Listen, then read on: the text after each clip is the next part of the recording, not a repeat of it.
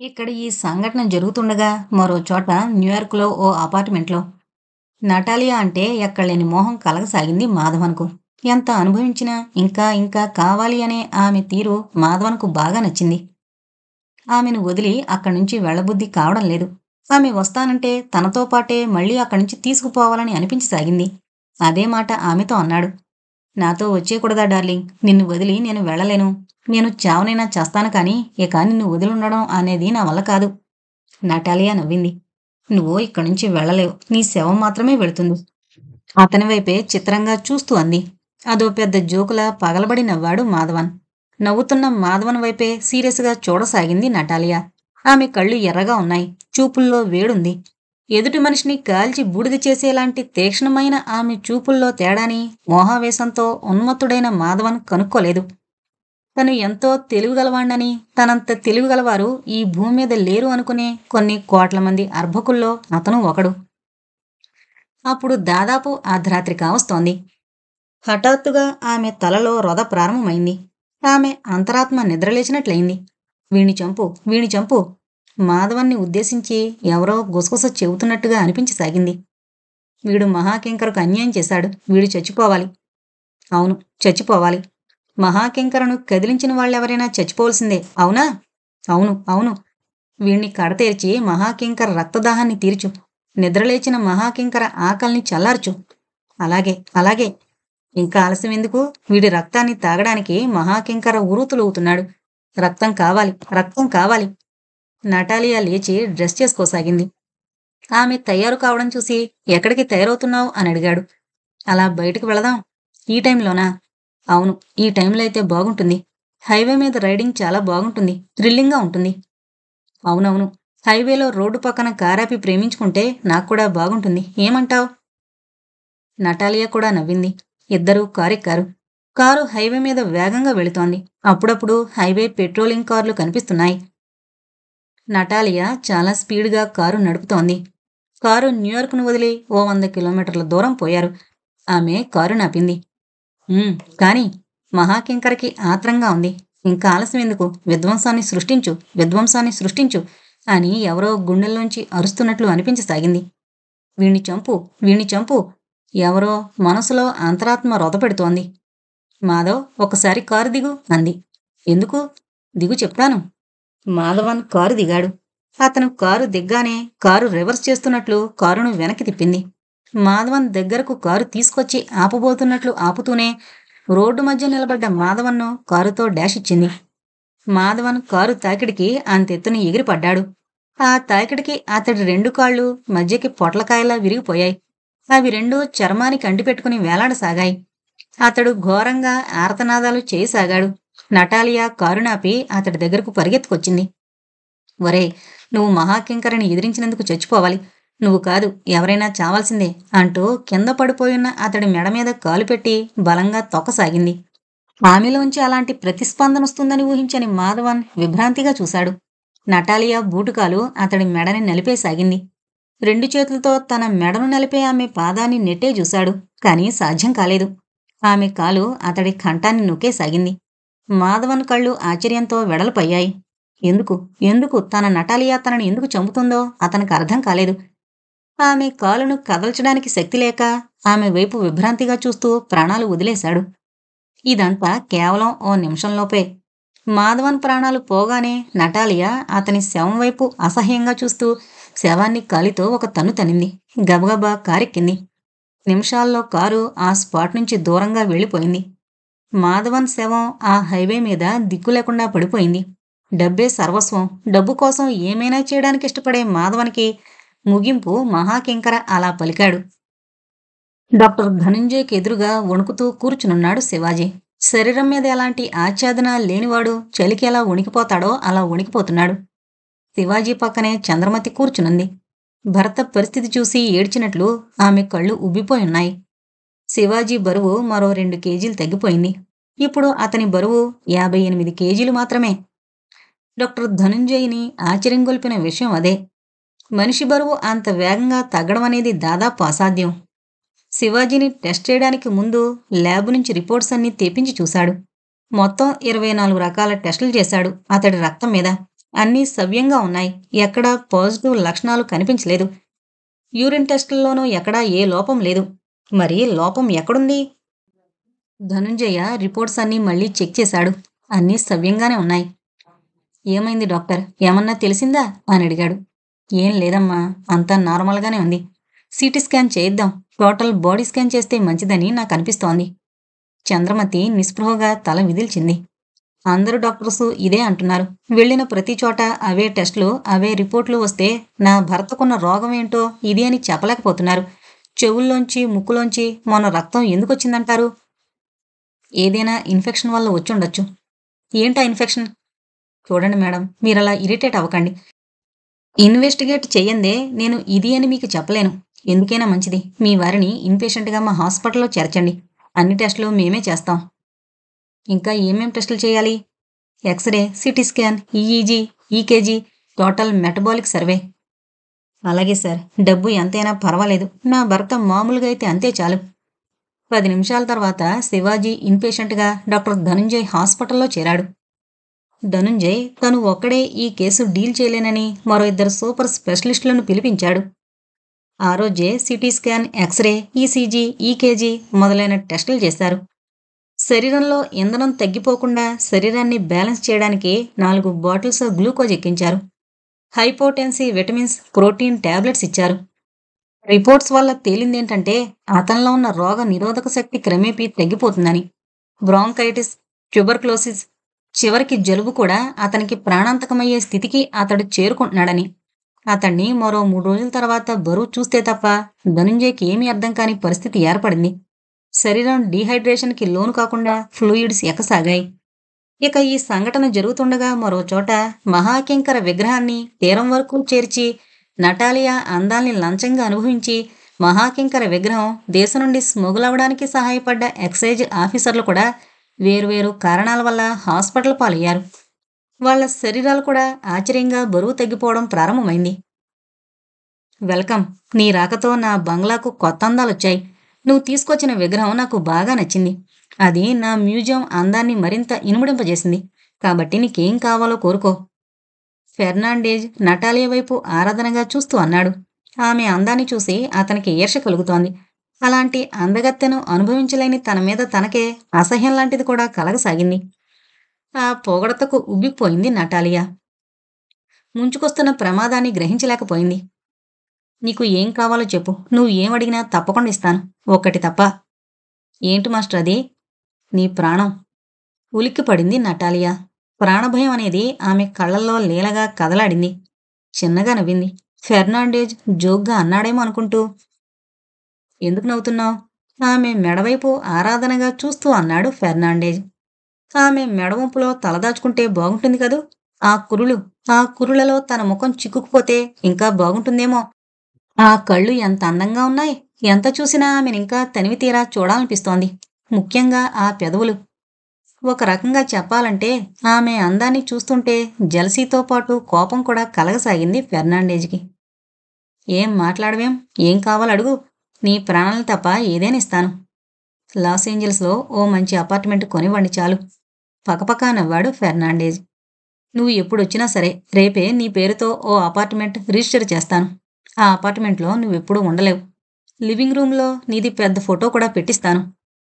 ఆ ఫోటోకి ఎదురుగా ఓ కొవ్వొత్తి కూడా వెలిగిస్తాను. ఎందుకంటే నువ్వు చచ్చిపోతున్నావుగా. ఫెర్నాండేజ్ కళ్లల్లో కనిపిస్తున్న కసిని అప్పుడు గ్రహించింది నటాలియా. కొంపదీసి వీడు తనని నిజంగా చంపేబోతున్నాడా ఏంటి? అతడు తనను చంపితే వీడికేమొస్తుంది? అసలే సైకో. ఇలాంటి వాళ్ళు ఏదైనా చేస్తారు. తనను చంపడమో చావడమో ఏదైనా చేస్తారు. తనిక్కడ్నుంచి ఎంత త్వరగా ఎంత తెలివిగా బయటపడితే అంత మంచిదని అభిప్రాయానికి నటాలియా వచ్చేసింది. అయినా ఆ విషయాన్ని బయట పడనీయకుండా భుజాల్ని ష్రగ్ చేసింది. తన మెడలో ఉన్న స్కార్ఫ్ని తీసేసింది. అతని ముందు మోకాళ్ళ మీద కూలబడింది. నా ప్రాణం తీయడం వల్ల మీకు ఆనందం లభిస్తుందంటే నాకు అంతకన్నా కావాల్సిందేముంది? మీరు నా మాస్టర్. మీకోసం నేను నా ప్రాణాల్ని తృణప్రాయంగా వదిలేయడానికి సిద్ధంగా ఉన్నాను. కమాన్, కిల్ మీ. ఈసారి ఫెర్నాండేజ్ నవ్వాడు. నటాలియా ఏ ఉద్దేశంతో ఆ మాటలన్నీ అందో అర్థమైనందువల్ల ఫెర్నాండేజ్ ముఖం మీదకి నవ్వొచ్చింది. నువ్వు నీ మనసులో ఏమనుకున్నావో నేను గ్రహించుకోలేనంత వెర్రివాణ్ణి కాదు నటాలియా. ఇక్కడి నుంచి తప్పించుకుపోవడానికి మార్గాన్ని అన్వేషిస్తున్నావు కదూ. అది అసంభవం. నువ్వు చచ్చిపోబోతున్నావు. నీ చావుని చూడ్డం నాకు చాలా ఆనందాన్ని కలిగిస్తుంది. ప్లీజ్ నా కోసం చచ్చిపోతావు కదూ. ఫెర్నాండేజ్ అనే ప్రతి మాట తనతో సీరియస్గానే అంటున్నట్లు అర్థమైంది నటాలియాకి. ఆమె ముఖం వెలవెలపోయింది. నిన్ను చూస్తే నాకు చంపాలనిపిస్తోంది. అలా అని చంపకూడదనిపిస్తోంది. నువ్వు నా కోసం ఏదైనా చేస్తానన్నావు కదా, చేస్తావా? జారిపోతున్న గుండెల్ని దగ్గరకు తీసుకుంటూ అంది నటాలియా. Yes master. ముందు నీ బట్టలు విప్పేయ్. నటాలియా ముందు వెనక ఆలోచించకుండా బట్టలు విప్పేసింది. విగ్రహంలా మెరిసిపోతున్న ఆమె వైపు ఓ అద్భుతాన్ని చూస్తున్నట్లు అబ్బురంగా చూస్తుండిపోయాడు. నీది చాలా గొప్ప అందం. నిన్నిలా చూడ్డం నాకు చాలా ఆనందాన్ని కలిగిస్తోంది. ఓ 2 రోజుల పాటు నువ్వు ఇలాగే నా అతిథిగా స్వర్గ సుఖాల్ని అనుభవించు. ఎస్ మాస్టర్ అంది నటాలియా. కాని ఆమె ముఖం అప్పటికే పండుటాకులా వడలిపోయింది. విపత్కర పరిస్థితుల్లో కూడా ఆత్మస్థైర్యం దిగజారిపోనివ్వనదవడంతో ఆ మాత్రమన్నా మాట్లాడగలుగుతోంది. అంతసేపు జరుగుతున్న సంభాషణను శ్రద్ధగా వింటున్న ఫ్రాంక్లిన్ వైపు చూశాడు ఫెర్నాండేజ్. నువ్వు ఈ అమ్మాయిని ఇవాళ రేపు హాయిగా అనుభవించు, ఏం? Yes master. ముందు ఆ పిల్లకు అన్నం, అదే డిన్నర్ ఇద్దాం. పద, ఆ తర్వాత నువ్వు మజా చేసుకుందువు. అందరూ కలిసి డైనింగ్ హాల్లోకొచ్చారు. అప్పటికే నటాలియా పై ప్రాణాలు పైనే పోయాయి. ఫెర్నాండేజ్ అంటున్నట్టే తనను చంపబోతున్నాడని అర్థమైపోయింది. ఎలా ఎలా తను బ్రతకడం? ఇక్కడ్నుంచి తప్పించుకోవడం ఎలా? నువ్విక్కడ్నుంచి తప్పించుకోలేవు. చెవుల్లో ఎవరో గుసగుసలాడుతూ చెబుతున్నట్లు అనిపించింది. ఉలిక్కి పడుతూ అటు ఇటు చూసింది. హహహా, ఎవరో నవ్వుతున్నట్లు అనిపించింది. ఇంతింతే ఒటుడింతే అన్నట్లు వినిపిస్తున్న ఆ నవ్వు క్రమేపీ పెరిగి భూమి ఆకాశాల్ని కమ్మేసాగింది. ఆ నవ్వుకు కర్ణబేరి బద్దలైపోతున్నట్లు అనిపించి చెవులు మూసుకుంది. తనకు ఆఖరి క్షణాలు ప్రవేశించాయని ఆమెకు అర్థమైపోయింది. ఈమె పరిస్థితి ఇలా ఉండగా ఆమెకు కొద్ది దూరంలో నడుస్తున్న ఫెర్నాండేజ్కి కడుపులో ఏదో జరజరా పాకినట్టయింది. రక్తం రక్తం, ఆకలి ఆకలి. తనకు తెలియకుండానే అతనరిచాడు. మహాకింకరకు నువ్వు ఉండవలసిన శిష్యుడివి. నీ అంత జుగుప్సాకరమైన పనులు చేసే మనుషులు సైతానులకు ఎవరూ దొరకరు. అందుకే నువ్వు సైతానులకు ముద్దుబిడ్లాంటి వాడివి కాగలుగుతున్నావు. వంకరగా నవ్వాడు, ఎవరో కనిపించకుండా తనని పొగుడుతున్నట్లు అనిపించి. నువ్వు మహాకింకరకు అన్యాయం చేశావు, అవునా? నేనేం చేశాను? మహాకింకరెవరు? నీ మ్యూజియంలో నన్ను భద్రంగా బంధించి ఇంకా ఏమీ తెలియనట్టే మాట్లాడుతున్నావు. నీ దగ్గరకు నన్ను చేర్చింది నటాలియా కదా, అందుకే దాన్ని చంపు, చిత్రవద చేసి చంపు. ఫెర్నాండేజ్ చూపుల్లోకి దెయ్యం ప్రవేశించినట్లు అవి రెండూ ఎర్రబడిపోయాయి. అసలే అతనిలో సైతాను అంశ ఎక్కువ. ఇప్పుడది మరింత పెరిగిపోయింది. ఇప్పుడక్కడ ఫెర్నాండేజ్ రూపంలో ఓ దెయ్యం మాత్రమే ఉంది, అంతే. నిద్రమత్తులో ఊగుతున్నట్టు నటాలియా నడుస్తూ డైనింగ్ టేబుల్ దగ్గరకొచ్చింది. నటాలియా, నువ్వు నా కోసం ఏమైనా చేస్తావా? Yes master. అయితే దాన్ని తిను. టేబుల్ మీద కుక్క మాంసం, లోపల పేగులన్నీ తీసేసి అదే ఆకారంతో ఫ్రై చేసినట్టుంది. దాన్ని చూడగానే అసహ్యంతో భయంతో పెద్ద కేక పెట్టింది నటాలియా. ఎందుకలా భయపడతావు? కుక్క విశ్వాసపాత్రమైన జంతువు. దీని మాంసం చాలా బాగుంటుంది. చూడు నేనెలా తింటానో. ఫెర్నాండేజ్ గబగబా డైనింగ్ టేబుల్ దగ్గరికి వెళ్ళి ఫోర్కుతో మాంసంలో ఓ ముక్క కోసి నోట్లో పెట్టుకున్నాడు. చూడు ఎంత బాగుందో అంటూ ఆ ముక్కని నమిలి మింగేశాడు.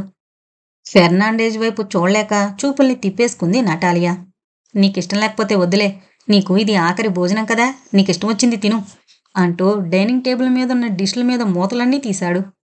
ఒక దాంట్లో చికెన్ ఉంది, మరో దాంట్లో ఫిష్ ఉంది. తనకిష్టం లేకపోయినా ఫెర్నాండేజ్కి కంపెనీస్తూ ఏదో తిన్నాను అనిపించింది నటాలియా. ఫెర్నాండేజ్ దేన్నైతే తిన్నాడో దాన్నే ఆనందంగా తిన్నాడు ఫ్రాంక్లిన్. తిన్నాక ఫ్రాంక్లిన్, నటాలియా ఇద్దరూ బెడ్రూంలోకి వెళ్ళిపోయారు. ఇటుపక్క నుంచి వాళ్ళని చూస్తూ ఫెర్నాండేజ్ ఆనందించసాగాడు. అలా కొద్దిసేపు చూశాక అతనికి మళ్ళీ ఏదో పూనకం పూనినట్లయింది. పళ్ళు పటపటా కొరికాడు. అతనిలో అంతరాత్మరోధ పెరిగిపోయింది. చంపు చంపు, ఎవరో ఆదేశించినట్లయింది. వాడు చూడు ఫ్రాంక్లిన్ ఎంత ఆనందాన్ని అనుభవిస్తున్నాడో. నువ్వు అనుభవించలేని ఆనందాన్ని వాడు అనుభవిస్తుంటే నీకు కోపం రావడం లేదు? వస్తోంది వస్తోంది. నీ కళ్ళ ముందే వాడు చాలా అందమైన ఆడవాళ్ళని అనుభవించాడు కదా. అవును, మరి నీకు కోపం రాలేదా? వచ్చింది వచ్చింది. నువ్వు అనుభవించలేని ఆనందం వాడు అనుభవిస్తున్నాడు కదా, అలా వాడు అనుభవించకూడదు కదా. అవును అవును. ఇంకా ఆలస్యం ఎందుకు? వెళ్ళి వాణ్ణి చంపు. వెళ్ళి వాడి రక్తంతో నీ అహాన్ని చల్లార్చుకో.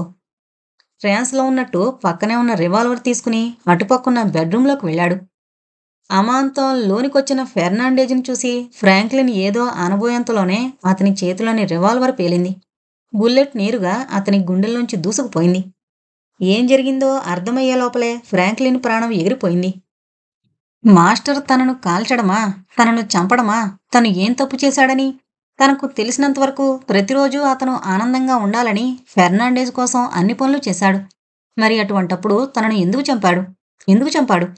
ప్రాణం పోయే ముందు ఫ్రాంక్లిన్ ఫెర్నాండేజ్ వైపు చూసిన చూపులో ఇలాంటి భావాలెన్నో కనిపించాయి. భయంతో కొయ్యబారిపోయిన నటాలియాను ఈడ్చుకుపోయి గ్రౌండ్లో ఉన్న మ్యూజియంలోకి నెట్టి తలుపులు వేసొచ్చి షార్ట్ సర్క్యూట్ టెలివిజన్స్ ఆన్ చేసి కూర్చున్నాడు. నటాలియా ఆ నేలమాళిగ మ్యూజియంలో మహాకింకర విగ్రహం ముందు ఏడ్చింది, మొత్తుకుంది. తనను రక్షించమని ఘోరంగా ఆర్తనాదాలు చేసింది.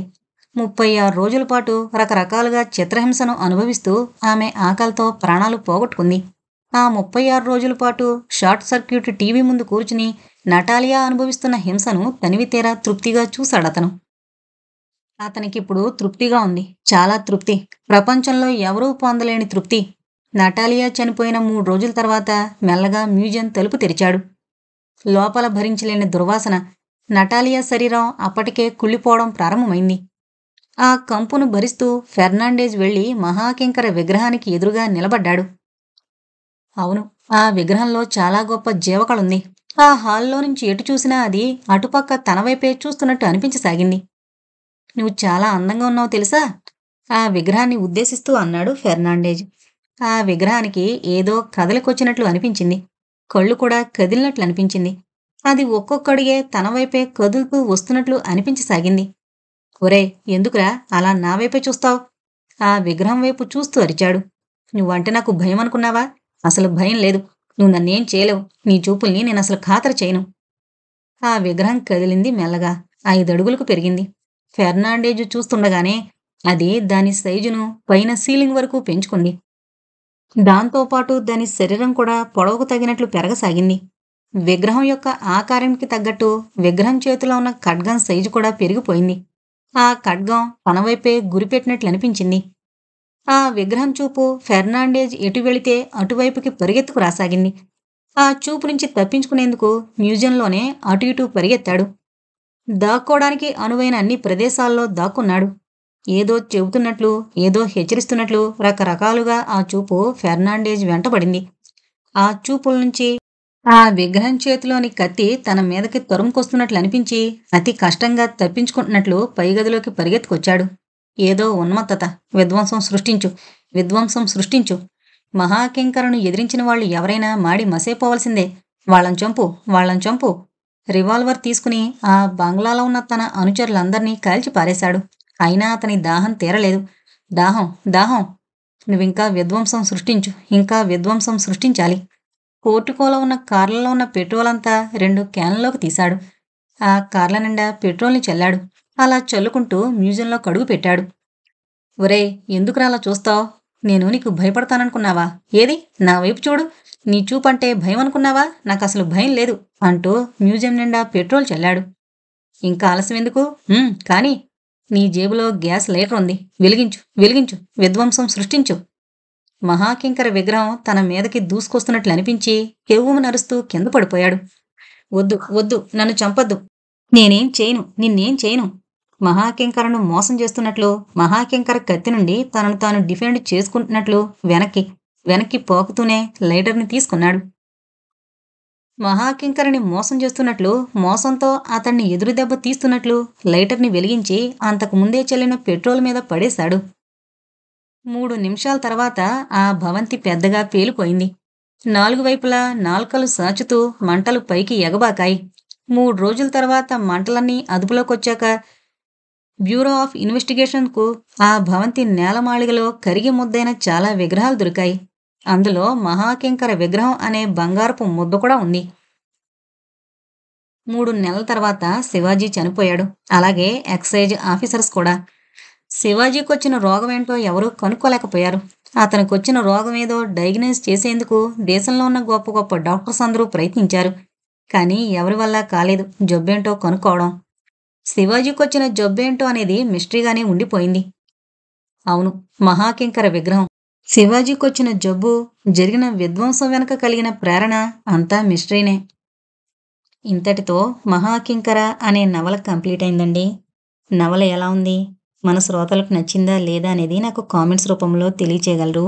ముందుగా మన ఛానల్‌ను సబ్స్క్రైబ్ చేసుకోండి. Thank you.